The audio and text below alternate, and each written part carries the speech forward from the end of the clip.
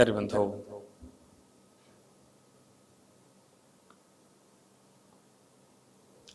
ना धर्मो धार्मिक के बिना, धर्मात्मा के बिना धर्म नहीं होता है, ऐसा आगम वचन है। जब तक धर्मात्मा है तब तक धर्म है।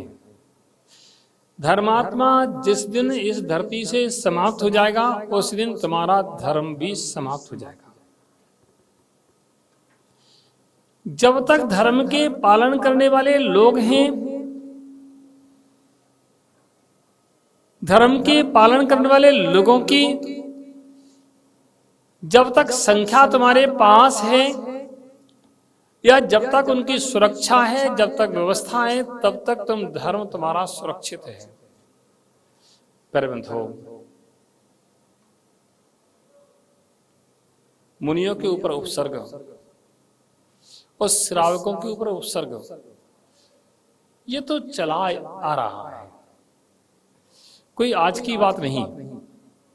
पहले से भी उपसर्ग होते आ रहे हैं, लेकिन हमारे मुनराज कभी उस उपसर्ग का प्रतिकार नहीं करते। वह तो उपसर्ग को सहन करते हैं। आज तक मुनराजों ने उपसर्ग का प्रतिकार नहीं किया। श्रावक भले ही प्रतिकार करता है, श्रावक भले ही अपने गुरु की रक्षा करता है, लेकिन गुरु जो है वह अपने लिए कभी प्रतिकार नहीं करते। वह तो साधना करते हैं। कोई आकर के पत्थर बरसाए तब भी गुरु महाराज कुछ नहीं कहते हैं। कोई तलवार से प्रहार करे तब भी कुछ नहीं कहते हैं, क्योंकि जिन शासन की यही रीत है। औरों की तरह बंदूक नहीं उठाते हैं, तलवार नहीं उठाते हैं, भाला बर्छा नहीं उठाते हैं। वह तो सिर्फ अपने साधना में रत रहते हैं। जो देह को अपना मानता है उसके लिए भाला बर्छा उठाने की आवश्यकता है। जिसने देह से अपने आप को अलग माना है उसके लिए इन सब चीजों की आवश्यकता नहीं। लेकिन श्रावक जो है वह अपने गुरुओं की और धर्म की रक्षा करता है। श्रावक की बात अलग है। श्रावक हर तरह से साधुओं की और जिन शासन में जिन आयतनों की रक्षा करता है और रक्षा करना ही चाहिए। जो श्रावक रक्षा नहीं करता है वह श्रावक नहीं।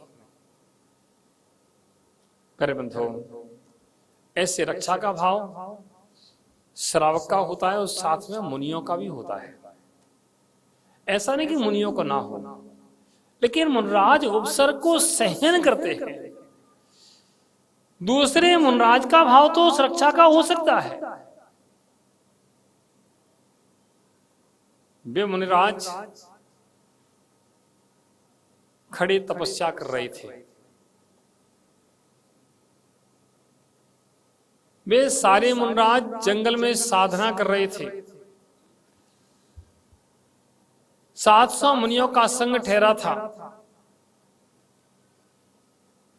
और सारे लोग दर्शन के लिए जा रहे थे।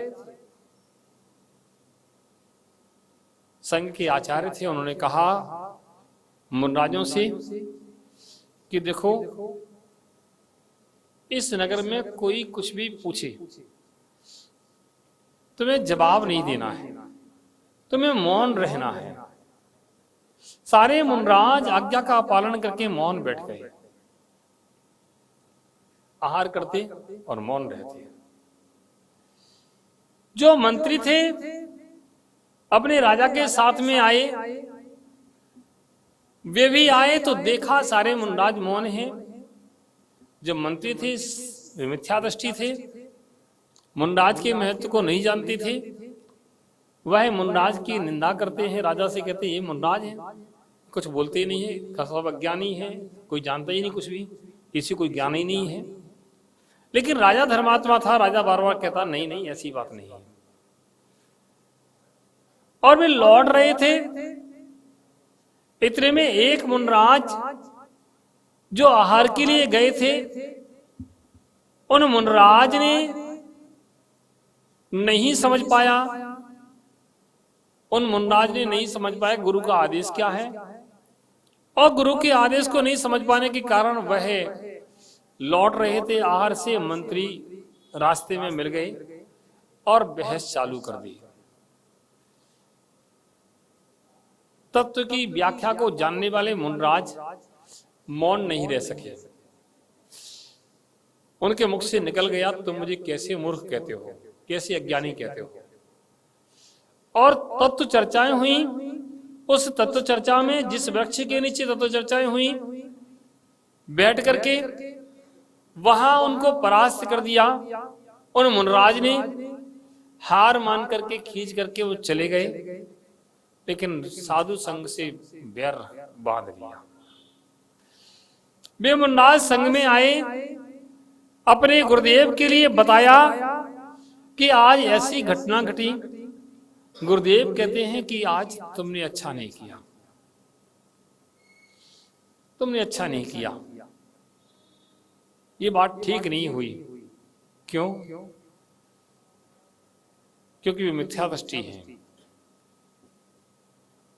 और आचार्य महाराज ज्ञानी थे, जानते थे इसके बाद क्या हो सकता है।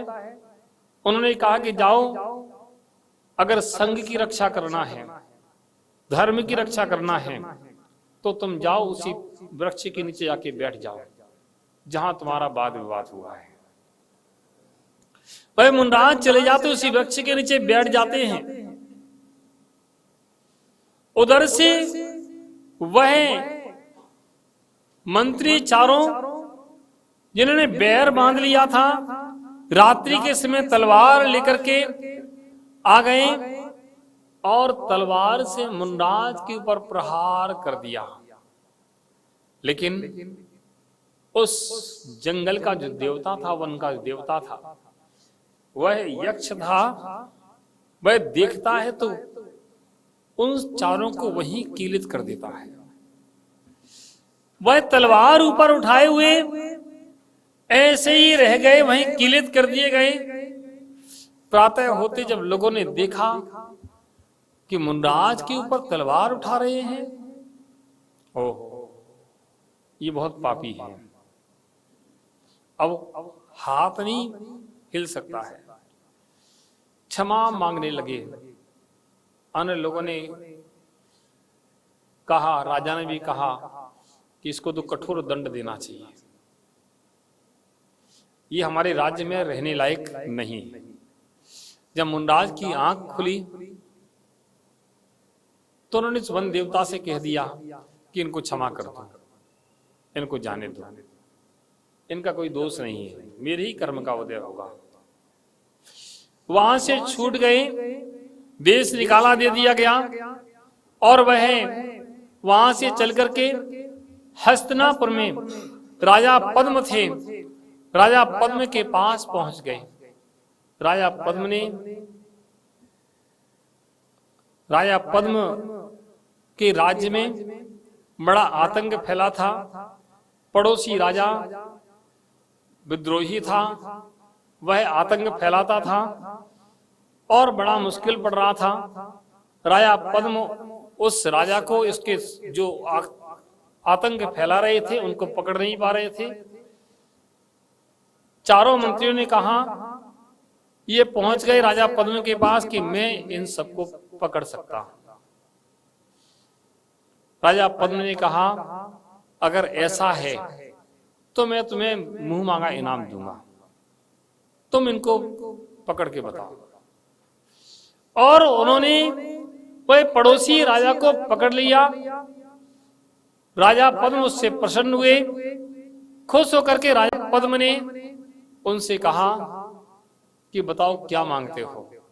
उन्होंने कहा कि अभी कुछ नहीं, जब अवसर आएगा हम मांग लेंगे, जब अवसर आएगा हम मांग लेंगे। और कुछ दिन बाद राजा ने उन चारों को अपने यहां मंत्री बना लिया। योग्य थे, मिथ्यात्व का प्रभाव था वो ठीक बात है, लेकिन योग्य थे। चारों को मंत्री बना लिया। और एक दिन ऐसा आया जो अकंपनाचार्य मुनराज पहले दूसरे राज्य में थे, आज ये हस्तिनापुर आ गए। जब इसको पता चला कि हस्तिनापुर में अकंपनाचार्य का संग आया है, तो उनको प्रसोद की अग्नि जल गई कि आज इनसे बदला लेना है, उन सभी मुनराजों को खत्म करना है। ऐसा भाव उसके मन में आया और वह मंत्री जिसका नाम बलि था, वह राजा पद्म के पास गया और कहता है कि राजन, आपका जो वरदान है आपको देना है, आज मैं मांगता हूं, आप मुझे दे दीजिए। राजा पद्म भी कहते हैं कि कोई बात नहीं, मैं भी ऋण मुक्त होना चाहता हूं, तो मांग लो अपना वरदान, क्या मांगना चाहते हो। मैं कहता कुछ नहीं, बस 7 दिन के लिए मुझे अपना राज्य दे दो। जैसे इसी बात कही तो राजा पद्म के मन में जरूर शंका घुल गई, कोई अनर्थ होने वाला है। लेकिन वचन था, वचन दिया था। नीति है कि वचन को कभी बदला नहीं जाता। सबके सामने वचन दिया था और वचन पूरा करने का समय आया है। राजा को अपना राज्य देना पड़ा, सारा हस्तक्षेप हटा दिया गया और राजा अपने पद से हट करके 7 दिन के लिए उसके लिए राजा बना दिया गया। और 7 दिन में उसने इतना आतंक मचाया कि मुनराजों को घेरे में लेकर के चारों तरफ अग्नि जलवा दी, धुआं उठवा दिया। कहना कि चाहिए महायज्ञ इस प्रकार का करवाया, पशु वध यज्ञ करवाया। तो ऐसे यज्ञ के कारण सारे मुनराज अपने ऊपर उपसर्ग जाना आया हुआ जान करके वहीं मौन से बैठ गए। ऐसा उपसर्ग होने लगा कि मुनराजों के प्राण संशय में पड़ गए। उधर एक मुनराज पर्वत पर तपस्या कर रहे थे, पर्वत पर तपस्या कर रहे थे तो उनके मुख से एकदम हा शब्द निकल गया। हाँ, ये क्या हो रहा है। आकाश में टूटते हुए एक तारे को देख करके उन्होंने जान लिया कि कहीं पर धर्म पर बहुत बड़ा उपसर्ग आया है। और अपने ज्ञान से जान करके पास में क्षुल्लक जी थे, उन्होंने पूछा कि महाराज, इतनी रात में आपके मुंह से हा शब्द क्यों निकला, क्या बात है। कि एक मुनि संघ पर बहुत भयानक उपसर्ग आया है और वह उपसर्ग कैसे भी दूर होना चाहिए, वह उपसर्ग दूर होना चाहिए। मुनराज पर उपसर्ग आया है, दूर होना चाहिए। कौन दूर कर सकता है, कैसे दूर हो सकता है, आप उपाय बताएं। क्षुल्लक को भी विद्या सिद्ध थी, क्षुल्लक वह विद्या सिद्ध थी। विद्या के बल से उन्होंने कहा विष्णु कुमार मुनराज जो हैं उनको विक्रिया रिद्धि सिद्ध हुई है, वे फलाने पर्वत पर साधना कर रहे हैं, उनके पास सूचना पहुंचा दो। वही संघ की रक्षा कर सकते हैं और कोई दूसरा संघ की रक्षा नहीं कर सकता। वह जब वहां विष्णु कुमार मुनराज के पास क्षुल्लक जी गए अपनी विद्या के बल से, और विष्णु कुमार मुनराज से कहते हैं कि ऐसे ऐसे संघ पर उपसर्ग आया है और आपको विक्रिया रिद्धि सिद्ध हुई है, आप ही संघ की रक्षा कर सकते हैं। जब ऐसा कहा तो क्षुल्लक ने कहा, तब मुनराज सोचते हैं मुझे विक्रिया रिद्धि सिद्ध हो गई, क्योंकि रिद्धियां सिद्ध हो जाती हो पता नहीं चलती, रिद्धियों का पता नहीं चलता, सिद्ध हो जाती है। तो उन्होंने तुरंत विद्या की रिद्धि की परीक्षा करने के लिए अपने हाथ फैलाया, तो हाथ सुमेरु पर्वत की चोटी पर रख दिया। तो उनको समझ में आ गया कि मुझे विद्या सिद्ध हो गई। सारी जानकारी लेकर के और मुनराज सीधे हस्तिनापुर पहुंच गए। हस्तिनापुर पहुंच करके राजा पद्म के पास पहुंचे और राजा पद्म से कहते कि तुम्हारे राज्य में ऐसे ऐसे अनर्थ हो रहा है, उसकी रक्षा करो, मुनराजों की रक्षा करो। राजा पद्म कहते हैं कि क्षमा करें मुनीश्वर,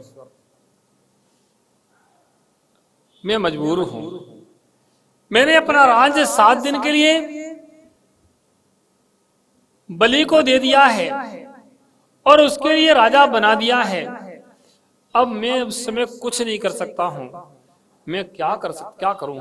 आप ही कुछ कीजिए, आप ही मुनराज की रक्षा कीजिए। ऐसे जब राजा पद्म ने कहा, राजा पद्म जो हैं विष्णु कुमार मुनि के छोटे भाई थे। विष्णु कुमार मुनि के छोटे भाई राजा पद्म थे, और जिन्होंने आकाश में तारा टूटा देखा था वह उनके पिता थे। निग्रस्त जीवन का संबंध भी था। तो वह विष्णु कुमार मुनि ने कहा, ठीक है, अगर ऐसी बात है तो मैं कुछ करता हूं। और वह प्रातः होते ही यज्ञ मंडप भूमि पर पहुंचे और बावन का भेष बनाया, मौनी ब्राह्मण का भेष बनाया, और पहुंच गए कि सबको तुम देते हो मुझे भी दीजिए, कि मांग लो क्या मांगते हो, कि मुझे बस 3 पग भूमि चाहिए। कितने पग? 3 पग भूमि। वह राजा कहता है, राजा बलि उस समय राजा बन गया था, वह कहता क्या मांगते हो? कुछ ऐसा तो मांगो कि मेरे लायक हो, कि कुछ नहीं चाहिए, बस मुझे अपने पैर से नाप करके 3 पग भूमि चाहिए। वह बलि फिर कहता है कि कोई बात नहीं, तुम और कुछ मांगो, मुझे शर्मिंदा मत करो। कि नहीं, मुझे तो बस 3 पग भूमि का वचन दो। जल हाथ में लेकर के प्रतिज्ञा करते हैं कि 3 पग भूमि तुम्हें दी, नाप लो। और विष्णु कुमार मुनराज जो बावन के वेश में थी, उन्होंने अपने शरीर को विक्रिया से बड़ा किया और 1 पग कहां रखा?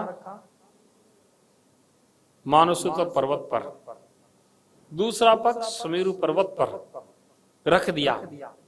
सारी पृथ्वी 2 कदम में नाप ली। अब तीसरा कदम कहां रखे? और वहीं कदम ऊपर कर लिया। बताओ इस कदम को अब कहां रखे? वह बलि हाथ जोड़ करके क्षमा मांगने लगा कि प्रभु क्षमा करो, क्षमा करो, मैं अब कुछ नहीं कर सकता हूं, आप मुझे क्षमा करो।